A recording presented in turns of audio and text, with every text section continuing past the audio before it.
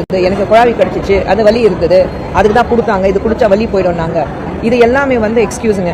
குடிக்கிறதுக்கு ஒரு ரீசன் தேவையில்லை. குடிக்கணும்னு ஆசைப்பட்டா குடிக்க பழக்கம் இருந்தால் குடிச்சிட்டு தான் இருப்பீங்க, சரிங்களா? ஸோ குடிச்சிட்டு தான் இருப்பாங்க. இது மெயின் ரீசனாக மெத்தனால் இருக்கிறதுனால ஒரு 4-5 மணி நேரத்துக்கு அப்புறம் தான் உங்களுடைய எஃபெக்ட் தெரியுது. வீட்டில் இருக்கிறவங்க நிறைய பேர் வந்து தண்ணி அடிச்சுட்டு வழக்கம் போல் தண்ணி அடிச்சுட்டு விழுந்திருக்காருன்னு நினச்சிட்டு இருக்காங்க. ஸோ அதுதான் பிரச்சனை ஆயிருக்கு. அப்போ தான் மெத்தனால் வந்து வேலையை காமிச்சிருக்கு.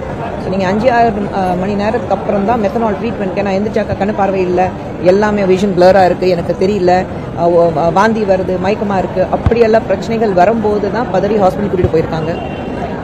61 பேர் இறந்துருக்காங்க.